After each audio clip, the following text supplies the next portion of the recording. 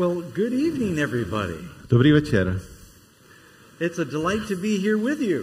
Jsem rád a je mojí předností, že tady dnes večer můžu být. And see so many friends. A že mohu vidět mnoho přátel. Some of you we have met before. I have been here once before. Vzhledem k tomu, že už jsem tady jednou byl, tak jsem se s některými z vás už setkal. But I'm very thankful Karen is able to join me this time. Ale tentokrát jsem rád, že je tady se mnou moje manželka Karen. Now I'd like to ask you all for a special favor. Rád bych vás o něco poprosil.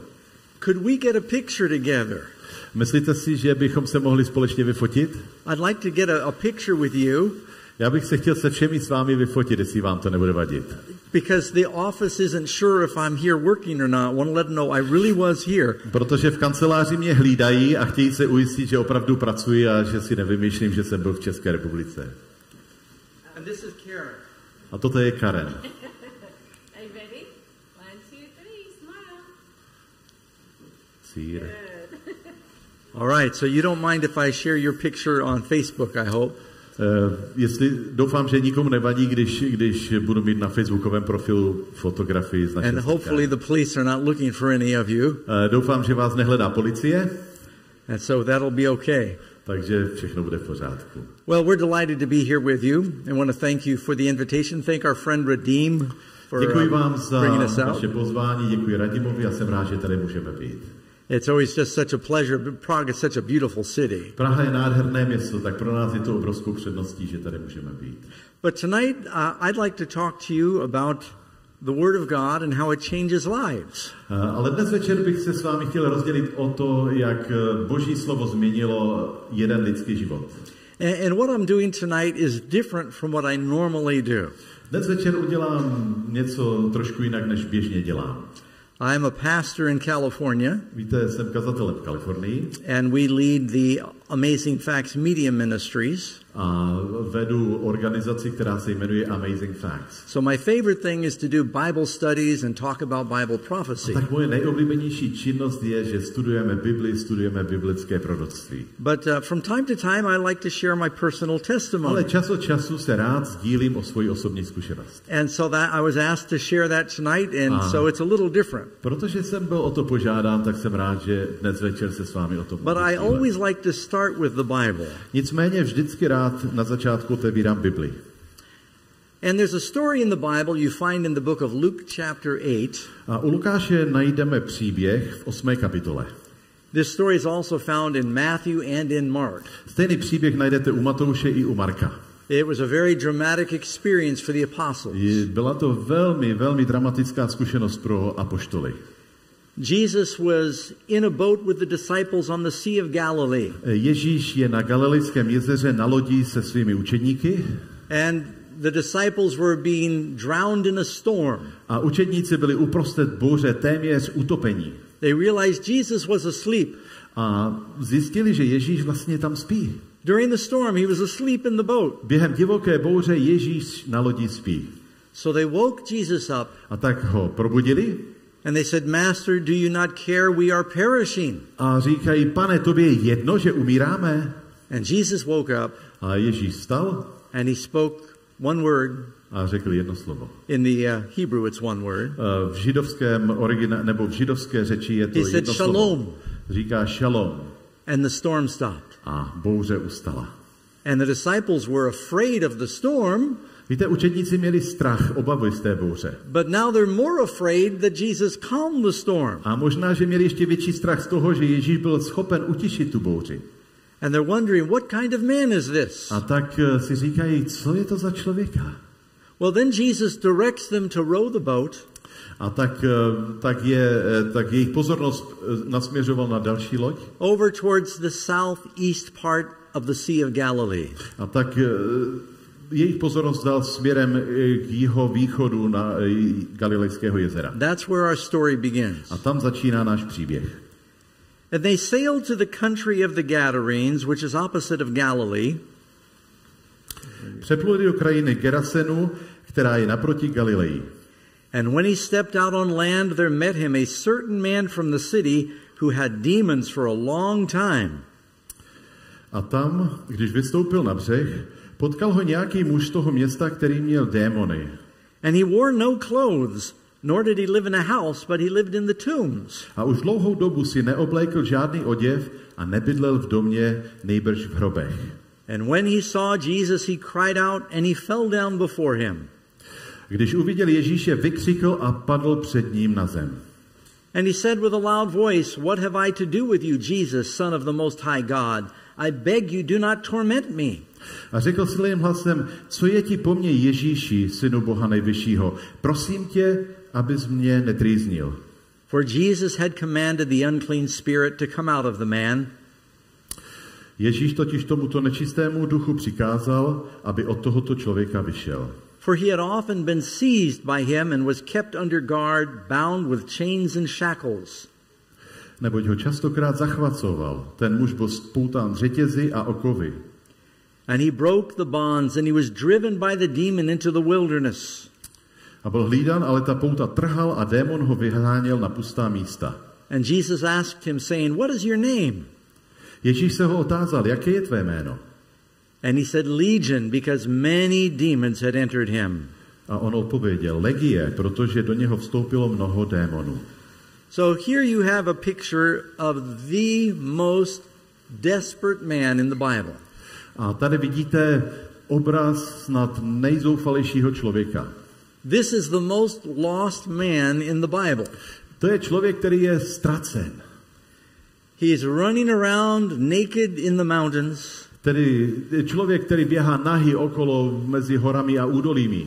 He's covered by chains and shackles. On má na sobě řetězy. He's living in the tombs where the dead live. Žije v hrobech, kde vlastně jsou jenom mrtví lidé.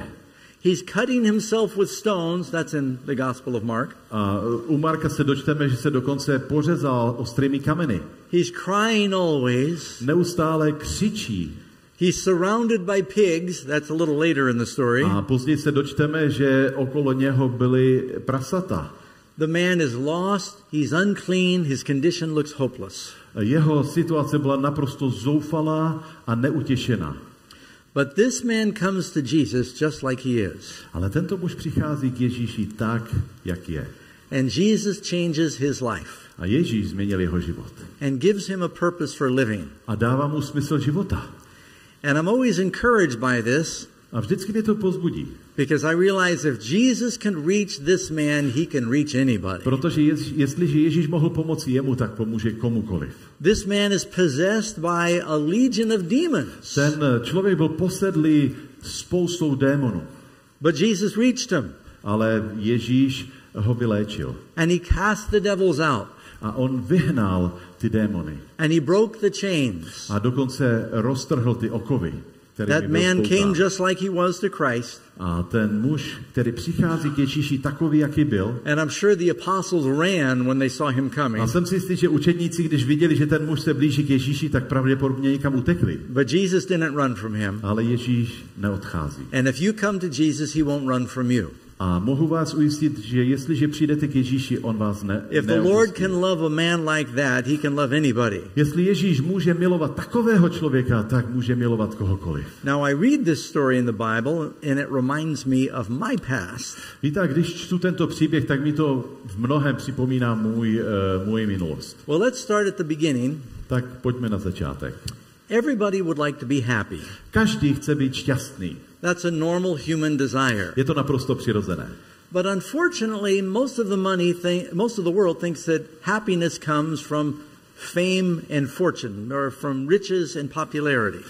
Mnoho lidí si myslí, že opravdová radost a uspokojení v životě pochází z těch hmotných věcí, z peněz a ze slávy. And that's not true. Ale to není pravda. I know because of the way I grew up. A já vás mohu ujistit, že je to tak, protože v tom jsem vyrůstal. This is a picture of my mother and father. To jsou fotografie mé mámy a táty. They were only married 6 years. Žili spolu pouze 6 let. And they had 2 children. Měli 2 děti. My older brother, můj starší bratr, Falcon, and myself. A já. Douglas. Douglas. My father was in the airplane business, so he named us both after airplanes. Víte, můj otec miloval letadla a byl tady v tomto biznesu, takže nás pojmenoval po letadlech. My father was married 5 times and my mother was married 4 times. Můj otec byl 5krát ženatý, maminka 4krát vydaná. So I've got a very confused upbringing. Takže si umíte představit, že to prostředí pro mě bylo velmi, velmi matoucí. Now my father was very wealthy.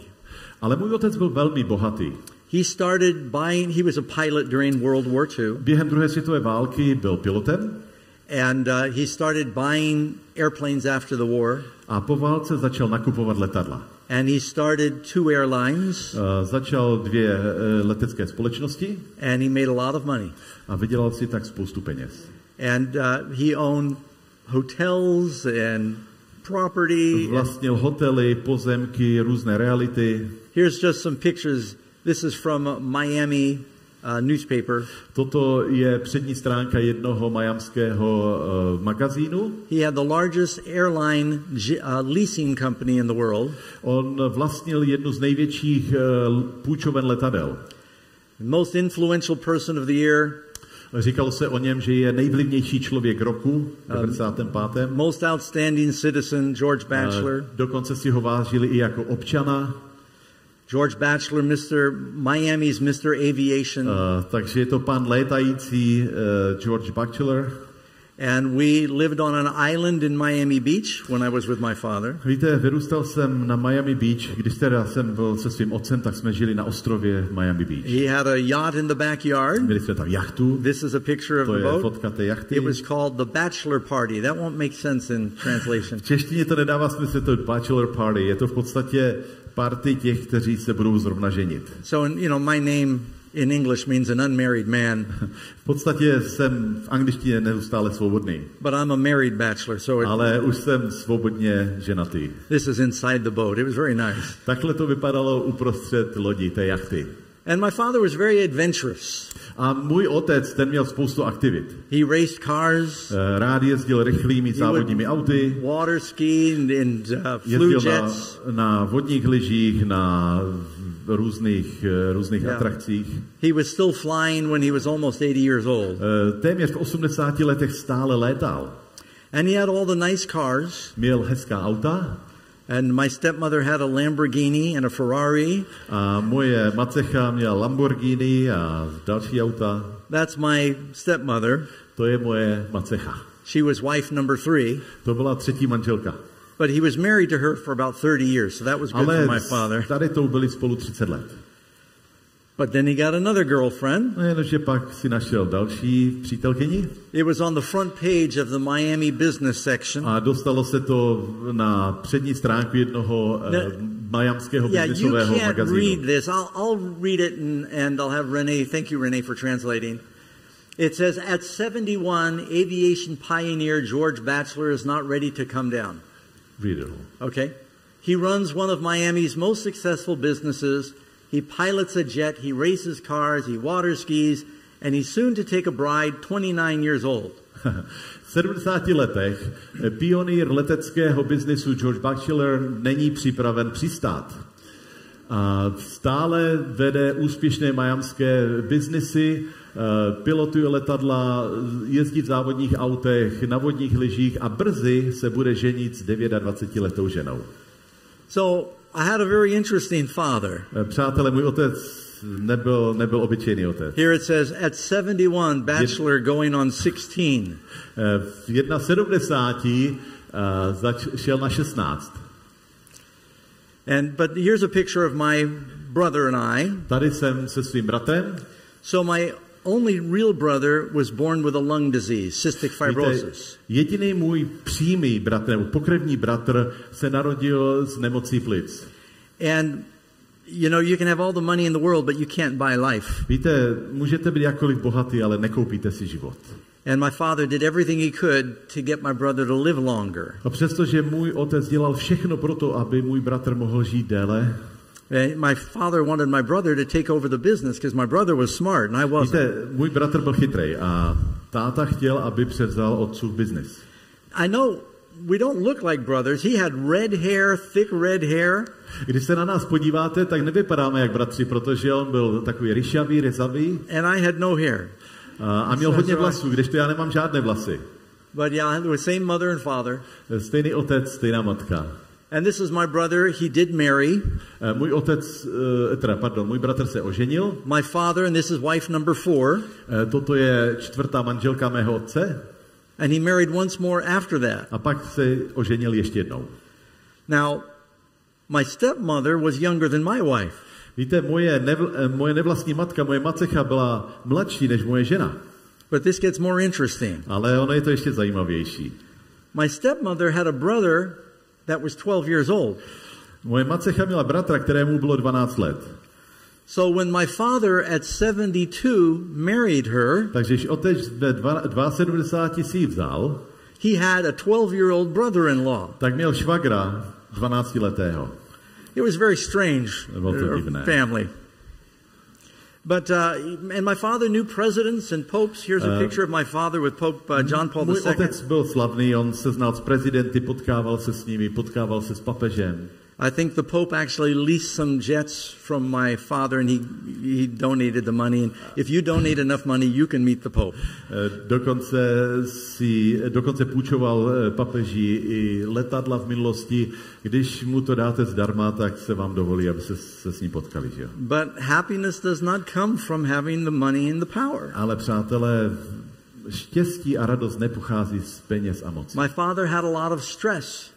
Můj otec zažil spoustu stresu v životě. And he had a lot of enemies. A měl mnoho nepřátel. He would sleep with a gun under his pillow. On dokonce spal s revolverem pod polštářem. Now Karen is a physical therapist. Moje žena pracuje ve zdravotnictví. She was giving my father a neck rub because he was so tense. Často mému otci dávala masáže. You know, Jesus said in the Bible, a Ježíš říká v Biblii, a man's life does not consist of the abundance of things he possesses. Štěstí v životě člověka nepochází z přeplněnosti nebo z toho, co vlastní. And he said, do not lay up for yourself treasures on earth where the thieves break in and steal. A tak neshromažďujte svoje poklady na zemi, protože přijdou zloději, anebo jiným způsobem se to zkazí. Or moth and rust corrupts. A nebo vám to zrezaví. My father used to drink himself to sleep every night. Víte, můj otec se každý večer opíjel, až z toho usnul. So I knew happiness did not come from money. Víte, já jsem viděl na vlastní oči, že štěstí nepřichází z peněz. Now on the other side of my family, no a tak na té druhé straně rodiny, my mother and father were very different. Víte, otec a matka byli velmi rozdílní. My father was raised Baptist, but he became an atheist. Můj otec vyrůstal v baptistické církvi, ale stal se z něho ateista. He saw all the suffering during the war and he said, how can there be a God and allow all this suffering? Právě protože viděl tolik utrpení během války, tak říká, jak vůbec Pán Bůh může existovat. My mother was Jewish. Naopak moje maminka byla židovka. But she also became pretty much an atheist or an agnostic. Ale přiznám se, že i ona byla ateistkou. But mom was very talented, very beautiful. Moje maminka byla krásná a velmi obdarovaná. She was a songwriter. Psala písně. If you've heard of Elvis Presley, I don't Elvis know. Presley, co he's been dead a long time. I don't know if the young people even know who Elvis Presley is. Možná mladí lidé neví, kdo byl Elvis Presley, ale psala písně pro Elvise Presleyho. So she wrote songs for Elvis and Frank Sinatra and many others. Pro Franka Sinatru a mnoho dalších známých zpěváků. She was an actress. Dokonce i hrála. I don't know if any of you saw the famous old movie The Ten Commandments. Já nevím, jestli jste někdo z vás viděli známý film 10 přikázání. With Charlton Heston. My mother had a little part in that movie. A maminka tam hrála malinkou roli, takže kdybyste znali ten film, tak byste ji tam mohli vidět. But she would write plays for Broadway when we lived in New York City. She was a playwright and everything. Yeah. Ona psala různé věci a recenze. But her greatest fame was she was a film critic. Ale nejvíce se proslavila tím, že byla filmovým kritikem. And she was actually the president of the film critics in Beverly Hills in Hollywood. A v Beverly Hills vedla skupinu filmových kritiků, takže ona byla v čele té skupiny. Which is a very powerful position. A přiznám se, že v té době to bylo velmi důležitá pozice. Because if the studio spend millions of dollars on a movie, víte, filmová studia utratí miliony dolarů na natáčení filmu. And if the critics say the movie was terrible, a když kritici přijdou s tím, že ten film je špatný, they make a lot less money. no tak oni si vydělají o tom méně peněz. So the producers were always sending her gifts and cruises and restaurant tickets. Takže producenti posílali různé dárky, dokonce jí posílali třeba dárkové věci do restaurací a tak dále. Trying to bribe her to get good V podstatě reviews. upláceli. But growing up, we knew a lot of famous people in Hollywood. A během svého mládí, když jsem vyrůstal, tak jsem viděl spoustu a setkal jsem se spoustu známými lidmi. Some of them were friends of our family. Někteří byli dokonce přáteli, našimi přáteli. I would play with their children. A já jsem si třeba hrál s jejich dětmi. Here's mom with Muhammad Ali. Tady je maminka s Mohamedem Alím. Here's mom with Paul McCartney. Tady je I'm just showing you a few of these. Já vám ukazuji jenom pár obrázků. Renee asked me to make the list shorter because there's too many and you won't know some of them. Jo, já jsem ho požádal, aby tady zbytečně neprotahoval ten list, protože některá jména opravdu neznáme. And a lot of her friends are dead now, but you probably heard of Sylvester Stallone. Mnoho z nich jsou mrtví, ale Sylvestra Stallona znáte. Natalie Wood. Roger Moore was one of the James Bonds. Je to jeden z James Bondů. And Sally Fields. A tady další známá osobnost. You probably heard of Clint Eastwood. And Paul Newman. And Dustin Hoffman. I'm just putting a few in there. So we knew a lot of these famous people growing up. A tak během mládí jsem se setkal s mnoha těmito lidmi. I had friends. Měl jsem přátelé. They were child actors. A to byli dětský herci. Healthy. Zdraví. Good looking. Vypadali dobře. A lot of money. Měli spoustu peněz. Talented. Byli talentovaní. And they committed suicide. A dokonce, ale mnozí z nich spáchali sebevraždu. And they were so unhappy. Protože nebyli spokojení, naplnění. I couldn't understand it. Já jsem tomu nerozuměl. They had what everybody wants. Oni měli všechno, co byste si mohli přát. They had fame, they had fortune. Byli slavní, byli spokojení, šťastní. They were good looking. Oni dobře vypadali. And I remember I had one young friend, he was an actor. Já si pamatuju na jednoho kamaráda, byl to herec. He was on a TV series every day. On byl v televizi každý den. He locked himself in the garage. On se zamknul v garáži. And turned on the car. Nastartoval auto. And killed himself. A spáchal se. And no one could figure out why. A tak přemýšlíte, proč to udělal? But he was so empty. Ale on byl prázdný.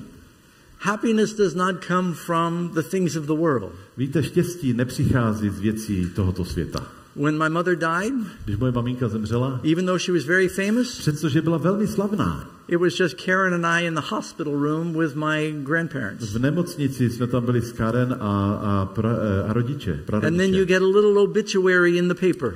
A pak v novinách vyšel velmi krátký článek. And your life is over. Život je pryč. So I used to think, what profit is it? What's the purpose of life? Tak si říkáte, jaký je vlastně smysl života? So I grew up living in 2 or 3 big cities. Já jsem teda vyrůstal ve 2 až 3 velkých městech. I was born in Los Angeles. Narodil jsem se v Los Angeles. Mom and dad divorced. Rodiče se tam rozvedli. Mom moved to New York City. Moje maminka se přestěhovala do New Yorku. Dad moved to Miami Beach. A táta se přestěhoval do Miami, na Miami Beach. But growing up, I didn't believe there was a God. A když jsem vyrůstal, tak jsem absolutně nevěřil, že Bůh existuje. Because my parents didn't believe it. A to proto, že mě k tomu rodiče nevedli, oni tomu nevěřili. And so I thought life had no purpose. A nevěděl jsem, nebo říkal jsem si, že vlastně život nemá smysl. And I used to think about what would be the best way to kill myself. A tak mi často napadalo, jak by bylo nejlépe se zabít. Even when I was 7 years old. V 7 letech. I would fantasize about what would be the best way to kill yourself. Jsem si představoval a vymýšlel jsem, jaká by byla nejlepší cesta spáchat sebevraždu. And I used to think, well, maybe I should climb to the top of a building and jump off. A říkal jsem si, možná kdybych se vyšplhal na nějakou výškovou budovu a skočil. And I would stand on the edge of a 20-story high building. Kdybych byl na 20patrovém věžáku a stál jsem na kraji. And I used to play a game to see how far forward I could lean. Víte, já jsem si hrál takovou hru, když jsem byl na kraji a říkám si, jak daleko se můžu naklánět. And the only reason I didn't jump, a jediný důvod, proč jsem neskočil, is because I thought, what if I live through it? Co kdybych to náhodou přežil? then I'll just be badly injured the rest of my life. Pak bych byl zraněný a třeba bych už měl trvalé následky celý život. I remember one time my mother was at a party. Víte, si pamatuju, jednoho večera maminka byla na party. I was getting into lots of trouble in school. A já jsem se dostával neustále do problémů. My grades were very bad. Moje známky byly špatné.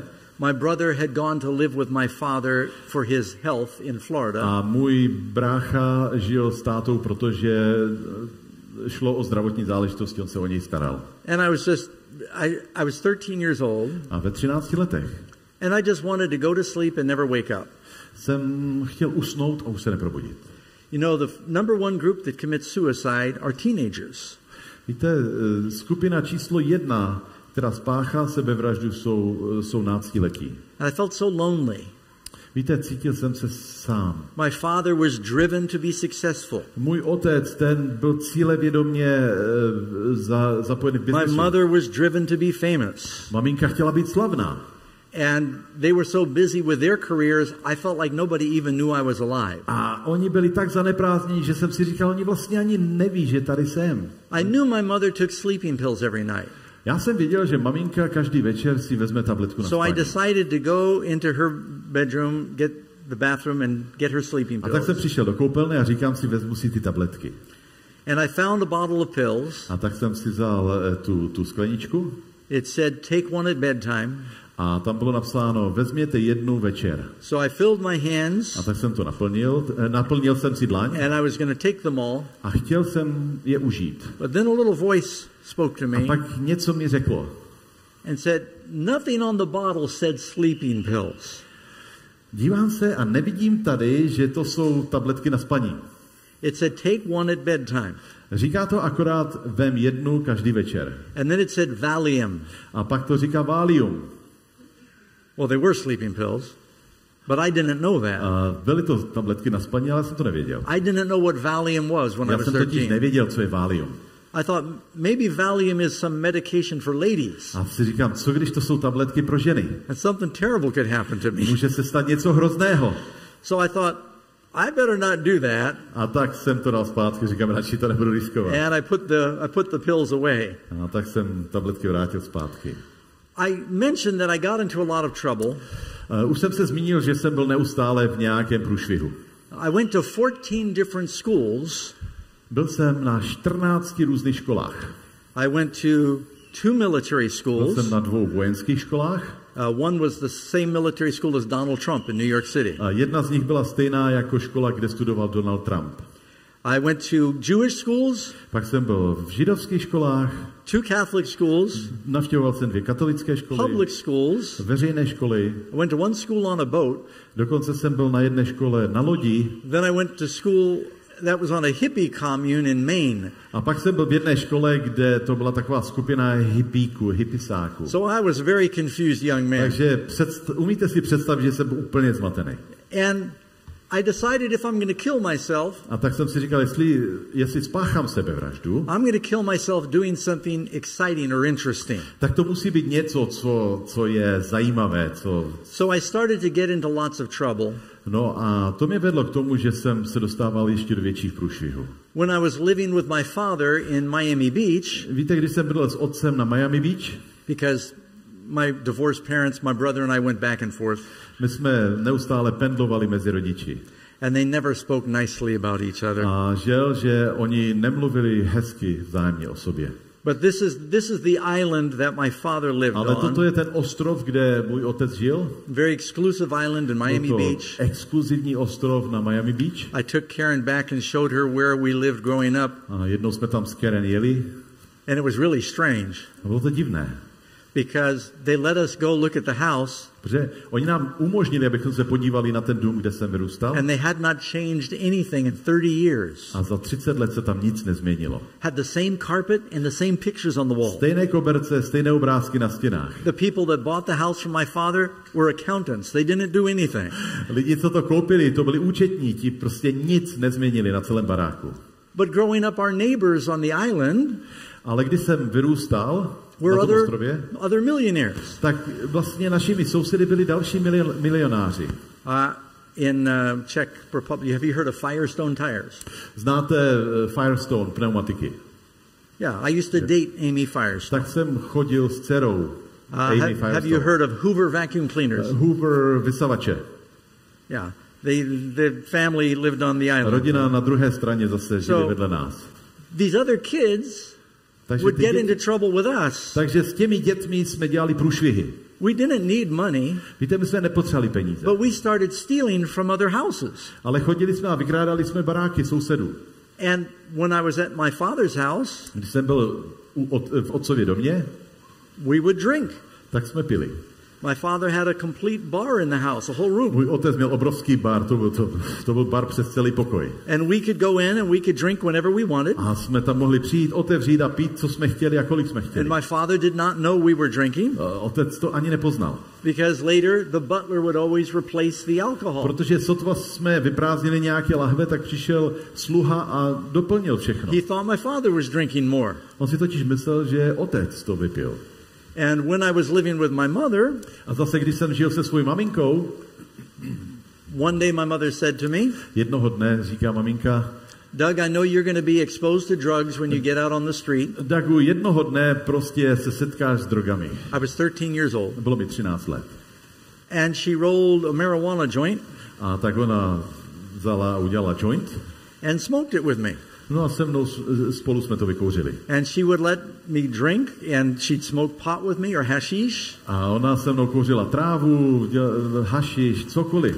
You know, a lot of people in Hollywood use drugs. Přátelé, v Hollywoodu spousta lidí dělá drogy, to víme. And I won't say much more than that, but it's probably worse than you think. Víc to asi nechci komentovat, ale je to horší, než si můžeme představit.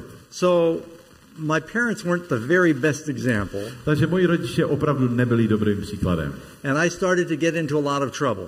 No a samozřejmě to za následek mělo to, že jsem byl víc a víc v průšvihu. The first time I ran away from home and got arrested, I was 13. Poprvé, když jsem utekl z domova a byl jsem zastavila mě policie, tak mi bylo 13 let. And then I ran away again when I was 15. My father jsem utekl z baráku. Father said, I don't know what to do to help you. Otec mi říká, nevím, co můžu udělat pro to, abych ti pomohl. I moved up to Boston, Massachusetts. Přestěhoval jsem se do Bostonu. I was 15 years old. 15 letech. Well, I was 16 then. I'm sorry, 16 then. Bylo mi 16 let.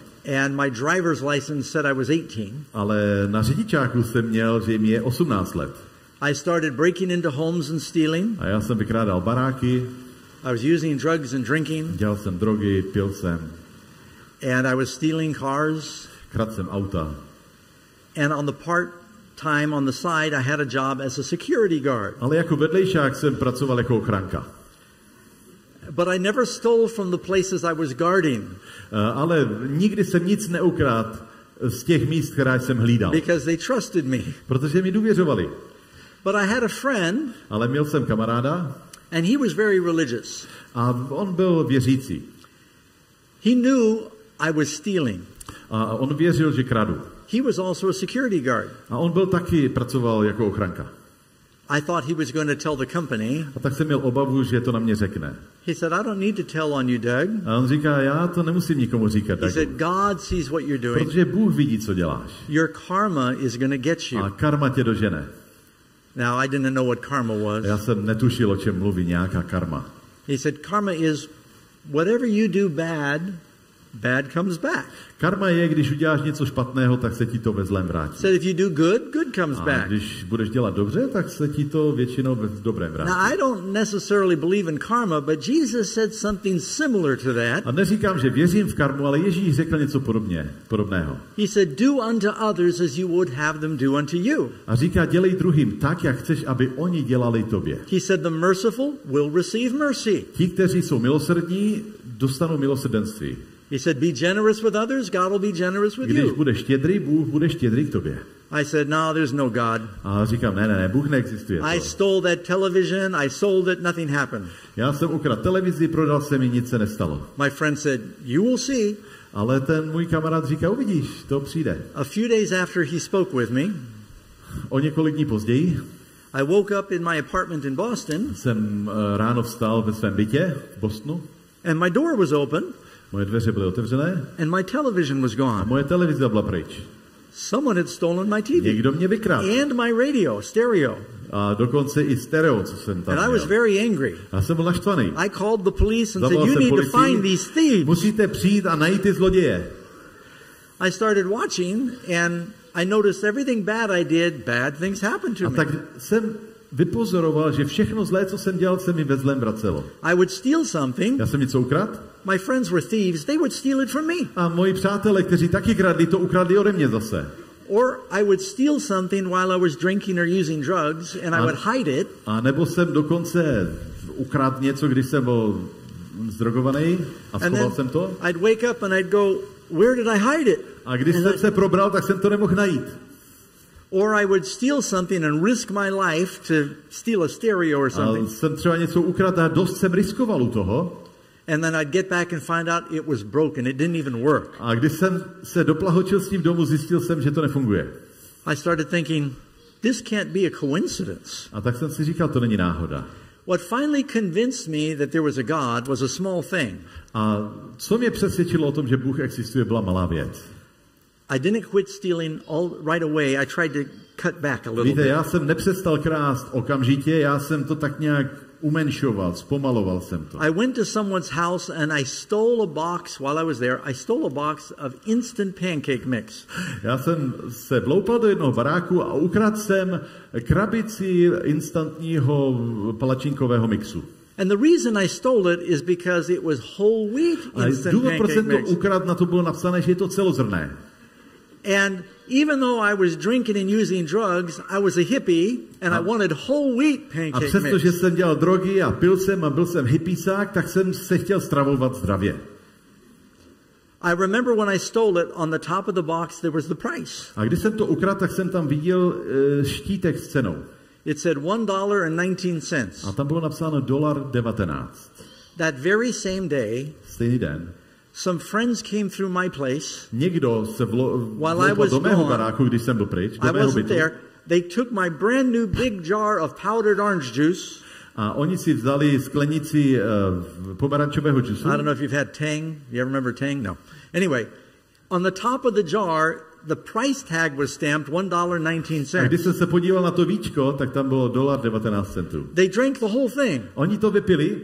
And there I was holding the box of pancake mix. A tak držím ten palačinkový mix. I just stolen. Který jsem zrovna ukradl. $1.19. Dívám se $1.19. And then I looked and I saw the lid on the orange juice said $1.19. A tam je napsáno $1.19. I thought this can't be a coincidence. To není náhoda. There must be a God. Bůh určitě existuje. And I thought, well, if there's a God, nothing is more important. Ale jestli teda Bůh existuje, tak pak není nic důležitějšího přece. If you think about it, if God made us, there's a purpose to life. A tak jsem nad tím přemýšlel, protože jestli nás stvořil Bůh, tak pak máme nějaký smysl života. Nothing would be more important than finding out who is God. A nic není tak důležitého v tom případě, než zjistit, kdo a kde je Bůh. So I became very interested in religion. A tak jsem se začal zajímat. I was not interested in Christianity. Ale co mě nezajímalo, bylo křesťanství. My mother was Jewish. Maminka byla židovka. She said Christians have been the problem in the world. Říká, křesťané, to je jenom problém celého světa. She said that the Nazis were Lutheran Christians. They tried to kill all the Jews. Nacisti byli luteráni a chtěli pozabíjet všech, vyhubit Židy. And then I would turn on the television. A pak jsem zapnul televizi. And in the news back then, a tehdy jsem poslouchal zprávy. Said the Catholics in Ireland were killing the Protestants and the Protestants were killing the Catholics. A poslouchám, katolíci v Irsku zabíjejí protestanty.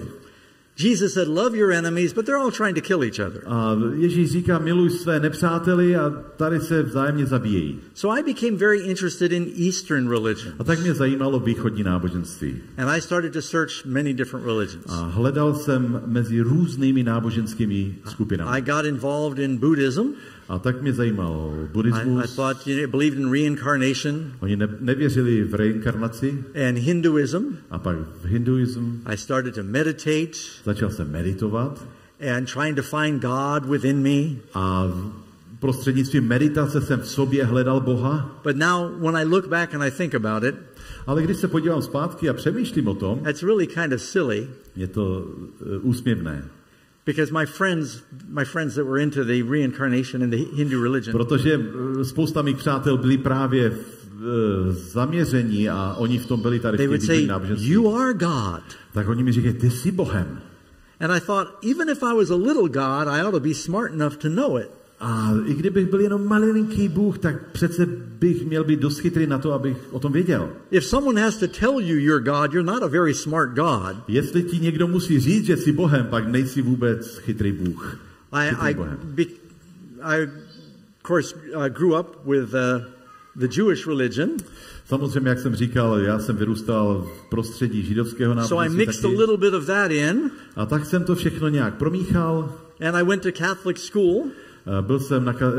Byl jsem v katolické škole. They taught me the Beatitudes, so I knew some of these things. A oni mě učili spoustu věcí, takže jsem měl trošku ponětí. And then I took special courses in mind control. A dokonce jsem se zajímal o to, jak kontrolovat svůj mysl. And the spiritual, I took a class in Shakti, the spiritual science of DNA. A pak mě taky samozřejmě zajímala ta spiritual science of DNA. DNA, yeah. That's what it was, Shakti. Shakti. Yeah. I know it doesn't make any sense. It's God is in your DNA molecules. Že Bůh je ve vašich DNA molekulách. So I was a big potluck, a big stew of different religious ideas. Řeknu vám, že jsem byl takový obrovský hrnec, kde ta omáčka se míchala. God knew I was searching. Ale Bůh věděl, že hledám. I wanted to know what is the truth. Já jsem opravdu chtěl vědět, kde je pravda. And I was hungrily looking at everything. A já jsem prostě mezi tím visel a hledal jsem všude možně. I was hitchhiking around the country. Já jsem rád stopoval. And had a lot of wild experiences. A měl jsem spoustu divokých zkušeností. So when I was back in Boston, a tak když jsem byl v tom Bostonu jednou, my father flew up to visit me. Můj otec za mnou přiletěl. And he was pleading with me. A on mě prosil, on mě přemlouval. I felt like a big shot, you know. A tak jsem se I had cítil, my že jsem někdo. I'm 16 years old still. Protože v 16 letech I've got my own apartment. Mám svůj vlastní byt. I've got a job. Mám práci. I showed my father I had a big wad of money and said, "Let me buy you dinner." Ukázal jsem tátovi, hele, tady mám peníze, já tě zvu na večeři. And my dad said, "I'm not impressed, Doug." Táta říká Dougu. He said, "I've got $1 million in this briefcase." Já nejsem oslněn, já vytáhnu svoji peněženku a tady je $1 milion. He said, "You need to go back to school." Je potřeba, aby se vrátil do školy. He says, "Your brother's sick." Tvůj bratr je nemocný. He says, "You need an education." Potřebuje vzdělání. He said, "I found a school." Našel jsem pro tebe školu. It's different. Je to úplně jiná škola než všechny ostatní. I told him I wasn't going back to military school. Já jsem nechtěl jít zpátky do vojenské školy. Because when I went to military school back in the days of Donald Trump, there were no girls. Protože v té době tam byli sami kluci na těch školách. Now the school I went to has girls also. A na té škole, kde jsem byl, tak tam byly děvčata. He said, "I found a school." A říká, našel jsem ti školu. And it's on 2 boats. A ta škola je na 2 lodích. And they sail around the world. A to jsou plachetnice a oni se plaví kolem světa. My father knew I liked the water and boats. Víte, můj otec věděl, že mám rád lodi a že mám rád moře. When I lived with my dad in Miami Beach, I had my own sailboat in the backyard. Když jsem žil s tátou v Miami Beach, tak jsem měl svoji plachetnici. And he said, "You'll sail around the world." Říká, budeš cestovat, budeš se plachtit kolem světa. You'll get to go scuba diving and there's girls on the boat. Můžeš se potápět, budou tam děvčata. And you'll be able to finish your education. No a dokončíš svoje vzdělání. He was pleading with me. On mě prosil, přemlouval. I said, "Okay." Říkám, dobře. So he got me a passport just like that. A získal mi pas jako nic. We got on an airplane. Sedli jsme do letadla. And we flew to Milan, Italy. A letěli jsme do Milána, do Itálie. And he put me on this special school.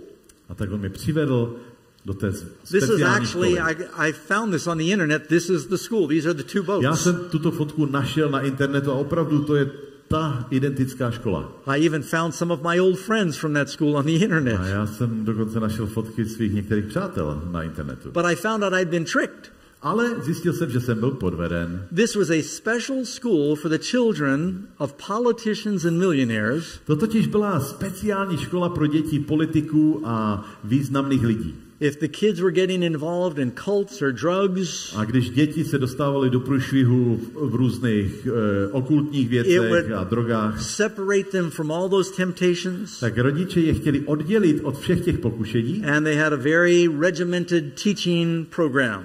A dostali je na tu loď, kde měli velmi specifické a zaměřené vzdělání. And they taught atheism. They were very big on teaching there's no God. Ale z hlediska vyučování náboženství versus ateismus, tak to bylo velmi ateistické prostředí. Well, now I was very religious. Ale teď, v tuto dobu, já už jsem přece věřící člověk. I was in my room meditating. Já jsem meditoval ve svém pokoji. And I learned something interesting. Víte, naučil jsem se něco zajímavého. We were sailing from northern Africa. My jsme se Northern Africa. My jsme se plavili ze severní Afriky. Yeah, Tunis, Africa. We were sailing across the Mediterranean. A když jsme se plavili Středozemním mořem, it doesn't look very big on a map. Víte, na mapě to Středozemní moře nevypadá moc velké. But it's a big ocean there. Ale je to obrovský oceán. And we got into a storm in December. A vjeli jsme do bouře v prosinci. It was like a hurricane. Skoro něco jako hurikán. And the water began to come in. A voda se dostávala do lodi. The crew of the boat is the students. A posádka, to jsou studenti. And we're all teenagers. A všichni jsme mladí, náctiletí lidi. And some of our teachers were adults. Někteří učitelé byli dospělí. And water began to come in. A voda se dostávala do lodi. It was very cold. Bylo zima. The sail ripped. Dokonce všechny plachty se roztrhaly. The front of the boat was going through the waves. Příď lodi prorážela vysoké vlny. Things were washing overboard. A tak voda smývala věci z paluby. I could scream at somebody this far away. A mohl jsem stát takhle vzdáleně od někoho a křičet na něj. They couldn't hear me. A on by mě neslyšel. The main sail ripped. Hlavní stěžeň s plachtou Everybody was seasick. A kapitán, nebo všichni zvraceli. The captain was seasick. Kapitán zvracel. The captain told everybody. A kapitán říká všem. If you fall overboard, jestli spadnete we cannot turn around. Přes palubu, my se pro vás nemůžeme vrátit. We will vrátit. have to leave you. My vás tam budeme muset nechat. We'll mark the spot on a map. My možná označíme místo na mapě, ale to je všechno, co můžeme udělat. But you'll probably die before a rescue boat ale can dříve, come. než kdokoliv by se vrátil pro vás, tak from the cold water. V této studené vodě. What do you think atheists do when they think they're going to die? Uhádli byste, co ateisti dělají, když se něco takového začne dít? It was amazing how quickly everybody became religious. Bylo neskutečné, jak všichni ateisti byli věřící. And they were all meditating. Začali meditovat. And well, no, they weren't meditating really. They were praying. Oni nemeditovali, jen se modlili. And people were asking God to forgive them. A najednou se všichni modlí a prosí Pána Boha o odpuštění. It was amazing. People knew that they were guilty of sin as soon as they were facing death. Víte, v momentě, kdy ti lidi byli tváří v tvář smrti, věděli, že zřešili. But obviously we survived the storm. No, ale je zřejmé, že jsme přežili. And people forgot about their promises and their prayers. A hned, jak všechno se uklidnilo, všichni zapomněli. I discovered fear is not a good reason to serve God. Víte, strach není dobrý důvod k tomu, abychom sloužili Pánu. It might be a starting point. Možná, že je to dobrý začátek. But you need a better reason to serve God. Ale určitě každý potřebujeme lepší důvod sloužit Pánu Bohu, než je strach. The best reason to serve God is because you love him.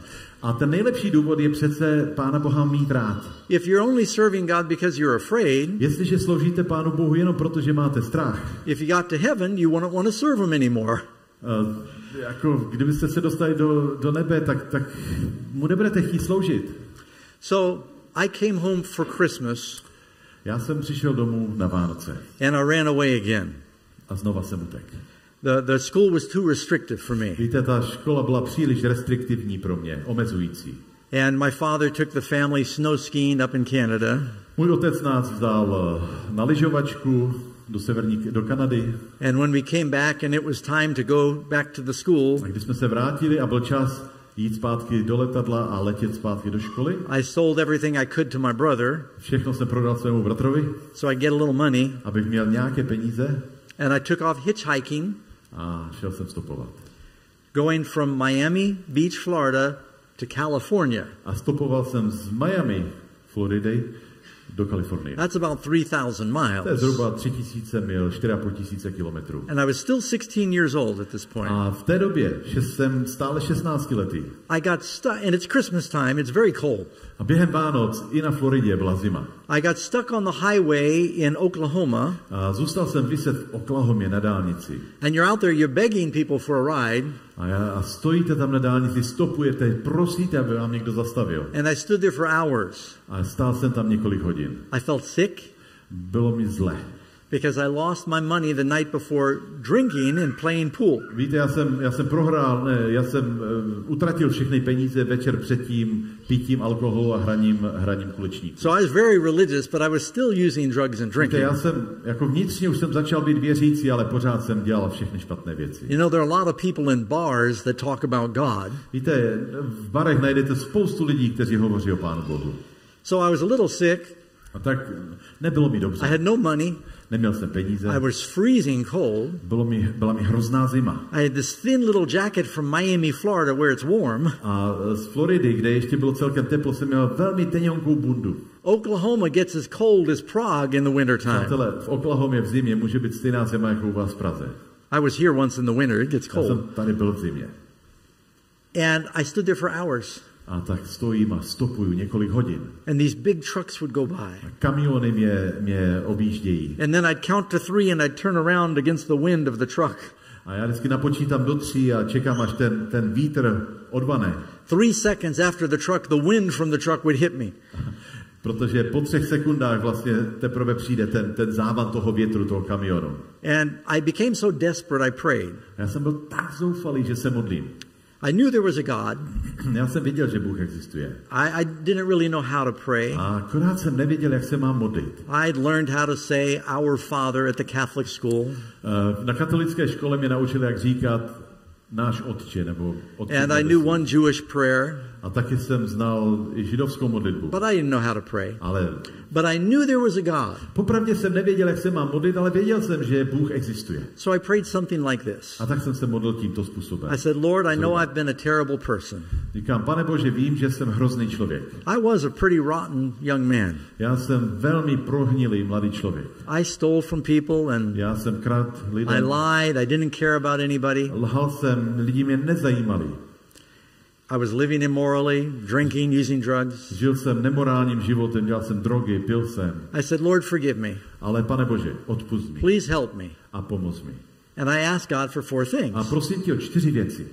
I said, help me get a ride to where I'm going. Prosím tě, aby mi někdo zastavil a vzal mě do cíle, kde jdu. I said, Lord, I need some food. I'm hungry. Mám hlad, prosím tě, aby mě nakrmili. See, I was too proud to call my father and ask for help. Víte, já jsem byl příliš hrdý na to, abych zavolal svému otci. I said, help me get some money. Prosím tě, aby mi dali i nějaké peníze. And the 4th thing, I prayed God would give me a ride with somebody normal. A 4. věc, prosím tě, abych jel s někým normálním. Because some of the people that gave me rides were crazy. Protože někdy jsem stopnul někoho a ti lidi nebyli úplně v pořádku. I had these college students that picked me up to give me a ride. Jednou jsem zastavil vysokoškoláky. They were smoking so much pot in the car. Kouřili trávu v autě. That you couldn't see out of the window. Že byste v podstatě nebyli schopni vidět. And they drove over the line in the freeway towards the oncoming cars. A byli schopni přejet i do protisměru. Scared me half to death. Mě to k smrti děsilo. So I said, Lord, give me a ride with somebody safe. A tak prosím, Pane Bože, prosím tě, ať mi zastaví někdo, kdo mě doveze bezpečně. As soon as I finished praying, přátelé, v momentě, kdy jsem se domodlil, a white van stopped and gave me a ride. Bílý minivan zastavil. That man took me another 1,500 miles to California. Ten člověk mě odvezl 1500 mil až do Kalifornie. He fed me all the way out there. On mě krmil celou cestu. And I didn't ask him to. I did not ask him to do it. And he fed me even though I didn't ask him. Jo, on mě krmil bez toho, aniž bych si o to řekl. Whenever he stopped, he'd say, "Let me buy your food." Kdykoliv jsme zastavili, říká, já ti koupím jídlo. When he dropped me off, he gave me $40. Když mě vysazoval, tak mi dal $40. I didn't ask for that. Já jsem o to nežádal. I also did not ask for him to preach to me taky all the way from Oklahoma cestu kázal to California. Z Oklahomy až do Kalifornie, he was an excited, born-again Christian. To byl znovu zrozený křesťan. And he was talking to everybody. A on to říkal každému. And I had no choice. I had to sit there and listen to him. Já jsem neměl volbu, já jsem seděl vedle něj, tak jsem musel poslouchat. 3 days. 3 dny. But he was a nice guy. Ale byl to fajn člověk. But I thought the Bible was a fairy tale. Víte, pořád jsem tak nějak cítil, že Bible je to soubor pohádek. I was still searching for God. Ale hledal jsem Pána Boha. So I decided to find God in nature. A tak si říkám, budu hledat Pána Boha v přírodě. I moved up into the mountains when I was 16 years old. A přestěhoval jsem se do hor. And my brother came to visit me. He took this picture. Toto vyfotil můj bratr, který mě jednou přišel navštívit do hor. And I moved up in this cave way above Palm Springs, California. A já jsem žil v horách, ve skalách nad Palm Springs v Kalifornii. Have you heard about Palm Springs in Prague? Palm Springs, říká vám to něco? That's where all the movie stars vacation. Mnoho významných celebrit tam žije. And it's a tall mountain, it's 11,000 feet. Ty hory tam mají přes 3000 metrů. My cave was at the bottom of this picture in the gray spot. A ta jeskyně se nachází v tom tmavém místě tam dole. And I moved into a cave. A tak jsem se do té jeskyně nastěhoval. And it was a beautiful spot. Víte, bylo to hezké místo. I had a little bedroom cave that stayed warm in the winter. A víte, měl jsem tam takové zákoutí, kde bylo celkem teplo i v zimě. I never wore clothes most of the year. Většinu roku jsem byl nahý. Because I wanted to find God in nature and I thought this was natural. Najít Pána Boha přirozeným, přírodním způsobem. And that's just what the hippies were doing back then. To dělali hippisáci v té době. I'm showing you this picture because I have clothes on, but the other pictures. Na jiných fotkách jsem nahý, proto vám ukazuji jenom fotku, kde jsem oblečen. Right by my cave there was a big pool and a waterfall. A hned vedle té jeskyně byla fontánka, byl pramen vody a byl tam takový bazének malý. That's my cat, Stranger. A tady je moje kočka, takový cizinec. He just showed up one day and lived with me. Prostě kočka se tam objevila jednoho dne a už se mnou zůstala. So I lived in this cave for about a year and a half. V té jeskyni jsem žil zhruba rok a půl. I would go down to town every few days. Čas od času jsem sešel dolů do města. And I'd play the flute. Hrál jsem na flétnu. And I'd beg for money. Žebral jsem. Or I would do odd jobs. A nebo jsem dělal takové různé práce, hodinové nebo denní. Sometimes I'd get food out of the garbage can behind the market. Někdy jsem prolézal popelnice. And I should probably pause here and mention that when my father found out, možná bych se tady měl trošku zastavit, protože když můj otec se to dozvěděl, he found out from my grandfather, on se to dozvěděl od mého dědy, that I was getting food out of the garbage behind the market, že prolízám popelnice za obchody, abych měl jídlo. It made him very sad.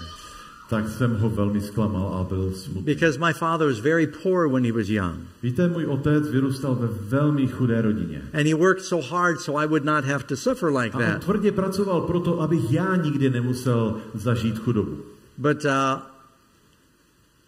I was very proud and I was stubborn. I wasn't going to ask for help. Víte, já jsem byl tvrdohlavý, já jsem prostě mu nechtěl zavolat svému otci. You know, you have a heavenly Father. Víte, máme nebeského otce. That has paid a lot for your happiness. A on zaplatil vysokou cenu za vaše štěstí. And it breaks his heart when we go to the devil's garbage can. Víte, a Pánu Bohu to láme srdce, když nás vidí, že jdeme do satanových popelnic. When he's provided something so much better. Když on nám nabízí něco, co je mnohem lepší. Well, here's the miracle. Ale podívejte se na tento zázrak. Somebody had left a Bible in the cave. Věřte nebo ne, někdo v té jeskyni nechal Bibli. It was there when I first moved in. Ta Bible tam ležela, když jsem do té jeskyně vstoupil. I didn't think much about it. Ale nic to pro mě neznamenalo, když jsem to viděl. There were some other pots and pans and things. Someone had camped there before. Někdo tam kempoval, tak tam byly různé nádoby a hrnce. And there was a dirty Bible. A v koutku tam ležela zaprášená Bible. I didn't read it at first. Víte, zpočátku jsem ji nečetl. But then I kept running into Christians. Ale vzhledem tomu, že jsem čas od času narazil na křesťany. I was still searching for God. A v té době jsem stále hledal Pána. Trying everything. Zkoušel jsem to všude. But these Christians would ask me Bible questions and I didn't know anything about the Bible. A když ti křesťané se mi ptali na různé věci, já jsem nevěděl vůbec nic v Bibli. So I decided to read the Bible so I could argue with Christians. Tak jsem si říkal, když si tu Bibli přečtu, tak možná budu schopen nějakým způsobem vést diskuzi s křesťany. Well, I started getting stuck in the Old Testament. No a přiznám se, že jsem zůstal viset ve Starém zákoně. So someone said, read about Jesus, go to the New Testament. Jo, když čtete Nový zákon, tak tam čtete o Ježíši. So I began to read Matthew, Mark, Luke and John about Jesus. A tak jsem šel do toho Nového zákona, kde jsem našel pasáže o Ježíši. And I was amazed. A já jsem byl v úžasu. For one thing, proto I didn't realize how many famous things Jesus said. Že Ježíš řekl spoustu významných věcí. Things like loving your enemies. Třeba milujte své nepřáteli. I read, oh, Jesus said that. Aha, Ježíš to řekl. Or turning your cheek. Obrať nebo nastav druhou tvář. Or going the second mile. A nebo běž extra míli, extra kilometr. And I kept thinking, wow, Jesus is very famous speaking. Tak si říkám, jo, Ježíš je teda dobrý řečník, známý řečník. But as I read the story of Jesus dying for our sins, ale pak jsem četl příběh o tom, že Ježíš za mě zemřel. I realized I needed to make a decision. Tak mě to vedlo k tomu, že jsem vnitřně cítil, že je potřeba udělat rozhodnutí. Either Jesus was lying, protože Ježíš je buď lhář, he was a pathological liar, buď je to patologický lhář, or he was crazy, he was insane, a nebo je to poblázněnec nějaký, or he was telling the truth. A nebo říká pravdu. Those are your only choices. To byly jediné 3 možnosti, které jsem měl. I went to the library and I looked in the encyclopedia. Víte, když jsem přišel do knihovny a otevřel jsem encyklopedii, and it said Jesus really lived. Tak jsem se dozvěděl, že Ježíš opravdu žil, existoval. Our history today is dated from his birth. A že historie naší země se počítá od jeho narození. So I had to make a decision. Tak jsem musel udělat rozhodnutí. I couldn't believe Jesus was a liar.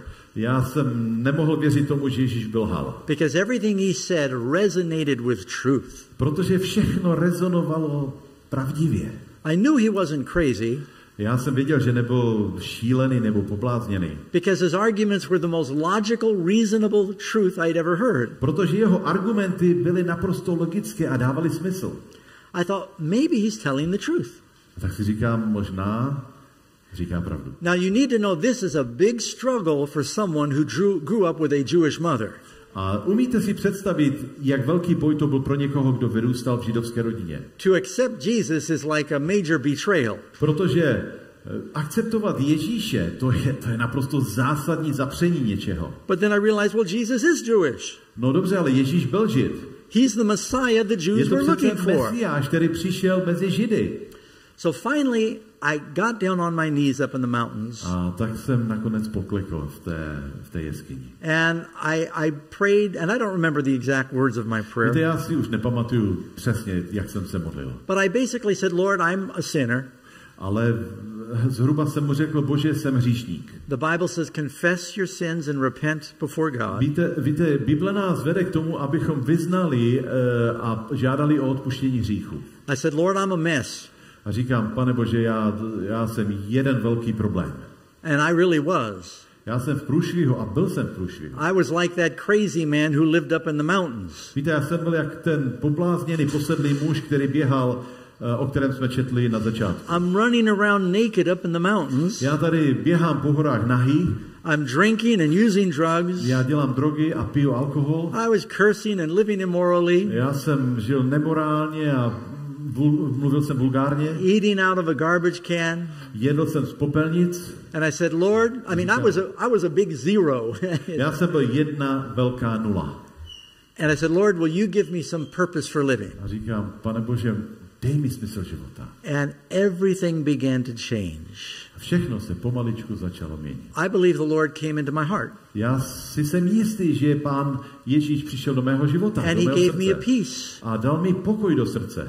And I was telling everybody about Jesus. A v tu chvíli jsem začal všem vyprávět o Ježíši. And it reminds me of that man in the Bible who came to Christ. Víte, a to mi připomíná toho muže, který přichází k Ježíši. Just like he was. On přišel takový, jaký byl. And Jesus forgave him. A Ježíš mu odpustil.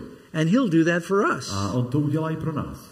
You know, if I don't want to go too long, but I'll share one more little story with you. Abych to nějak neprotahoval, tak jeden poslední příběh. So, after I accepted the Lord, víte, když jsem přijal Ježíše, I got this impression that God wanted me to tell others about him. Tak jsem vnitřně cítil, že Pán Bůh chce, abych se o to sdílel s druhými. I was 17 years old. Bylo mi 17 tehdy. I had only completed the 9th grade. A jediné, co jsem dokončil, byla 9. třída. So I didn't know how I would ever officially become a pastor. Já jsem netušil, jestli vůbec bych mohl být kazatelem. But I said, Lord, if you want me to tell others about you, a říkám, Pane Bože, jestli chceš, abych řekl druhým o tobě. And you need to know, I was afraid of people. A je potřeba, abyste věděli, já jsem měl strach z lidí, obavu z lidí. Has anyone here gone 5 days without any human contact? Už jste někdy zažili tu zkušenost, že jste strávili 5 dní bez toho, aniž byste měli nějaký kontakt s člověkem. No TV. Nikdo. E-mail. No human contact. Ani televize, ani e-mail, internet, nic. Prostě 5 dní bez toho, aniž byste se So I was living like a hermit. I was afraid of people. Já jsem měl strach, obavu. I couldn't speak publicly. Já a veřejný řečník. But I felt impressed that God wanted me to ale do vnitřně that. jsem cítil, že Pán Bůh chce, abych se s druhými o to rozdělil. I said, Lord, if you want me to do that, you need to show me. A říkám, Pane Bože, jestli to chceš, tak I don't know how I'm going to witness to anybody. I live in a cave by myself up in the mountains. Já tady žiju v jeskyni a nevím, jak bych se měl s druhými sdílet. A few days after I prayed that prayer, několik dní po té modlitbě, I went down to town. Jsem šel do města.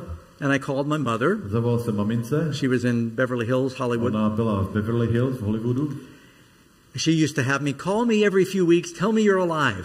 A ona vždycky chtěla, ať se jednou za čas ozvu, ať za pár týdnů zavolám a řekne. And my mother said, "Oh, I'm so glad you called." A taky volám a ona říká, no jsem ráda, že mi voláš. She said, "Are you going to be at your cave this week?" Budeš tento týden ve své jeskyni? I said, "Yeah." Říkám, budu, no. She said, "I'm coming to see you." Říká, já tě přijdu navštívit. I said, "Mom, you can't get up here. Maminko, ty se tam nedostaneš. It's a very difficult, dangerous Dostat se climb. do mé jeskyně bylo dost komplikované a nebezpečné. By the way, during the pandemic, I went up to the cave with our younger son. Během covidové pandemie jsem vzal svého syna a šli jsme do té jeskyně. And I barely made it. A řeknu vám, že jsem se tam tak dobelhal. She said, "I'll come in a helicopter." Říká, já přiletím helikoptérou. I said, "What are you talking about?" Říká, co myslíš? Co myslíš? She said, "I was having lunch with a friend in Hollywood." Říká, prosím tě, já jsem byla dneska na obědě s přáteli z Hollywoodu. She said, "I got this crazy son." A vyprávěla si jim, že mám toho takového bláznivého syna trošku. His father's a millionaire. Jeho otec je milionář. And he lives in a cave. A on žije nahý v jeskyni. And they said that would be a great human interest story. A oni říkají, no tak to by byl úžasný příběh. She said, "He wants to interview you." No a tak je tady nějaký reportér, který chce s tebou udělat rozhovor. But I told him he has to bring me with him because I want to see you. A já jsem mu říkala, protože tě chci vidět, tak mě musí vzít sebou. So the next day, or maybe 2 days later, snad 1 nebo 2 dny později, I met her at the airport. Jsme se potkali na letišti. With a film crew from NBC. A přijel tam celý tým. I think I've got a picture of it here. Televizní stanice NBC. Yeah, there they are. Tady je. They flew up to my cave in a helicopter. Ten tým. Oni přiletěli helikoptérou. And they interviewed me. A udělali se mnou rozhovor. On national news. A takže jsem byl, to přenášeli do celé Ameriky. It was on national news 3 times in one day. A ten den to přenášeli 3krát. Because a friend in jail said he saw it 3 times that day. Protože ten kamarád z vězení říkal, že to viděl 3krát. I had to go into a hotel lobby to see if I could borrow their TV and watch it. Já jsem musel jít do hotelového lobby, abych to mohl vidět. I brought in one of my policeman friends. I said, "Come on in, I'm going to be on TV." A dokonce jsem tam viděl jednoho kamaráda policajta. The police all knew me. Tento se mnou sledoval, oni mě znali všichni. So right after I prayed, a tak po té modlitbě, Lord, if you want me to witness for you, Pane Bože, jestli chceš, abych vydával svědectví o tobě. I don't know how that's possible. I live in a cave. Jak bych to mohl dělat tady v jeskyni. He sends a film crew to my cave. Tak posílá štáb filmový, aby natočil. So it's like God is saying all things are possible. Takže jestli Bůh říká, že všechno je možné, and from that day to this day, tak je to pravda. I've been telling people about Jesus. A od toho dne jsem se sdílel s lidmi o to, čemu jsem uvěřil. And what he'll do to change your life. Přátelé, co Bůh udělá pro to, aby změnil vaše životy. You know, I wasn't even going to mention this, but I just saw the picture. Nechtěl jsem o tom mluvit, ale teď, když vidím ten obrázek. I've been back to the cave a few times. Víte, párkrát jsem se vrátil do té jeskyně. One year I hiked up with our son Micah. Se svým synem Michalem. He's swimming in the pool outside the cave. On se tam koupal v tom jezírku. He was 8 years old. Bylo mu 8 let. And he enjoyed it. We really had a great day together. A prostě užívali jsme si ten den spolu. When he was 22 years old, he died in a construction accident. Když mu bylo 22 let, tak zahynul při neštěstí během stavby. Beautiful, handsome, healthy boy. Dobře vypadající mladý kluk. He was firstborn son. Byl to můj prvorozený syn. And friends, that's the hardest thing you could ever go through is to lose a child. A přijít o své dítě, to je jedna z nejtěžších věcí v životě. But then I remember that God loved us so much, he gave his son. A to mi vede k tomu, abych si uvědomil, že Bůh nás miloval tak, že dal svého jediného syna. That we might not perish, but have everlasting life. Abychom nezahynuli, ale měli věčný život. But you still need to make a decision. Jste přátelé, ale všichni musíme udělat rozhodnutí. Either Jesus was a liar, Ježíš byl buď lhářem, or he was a lunatic, he was crazy, anebo byl poblázněný, šílený, or the Bible is true, anebo Bible má pravdu.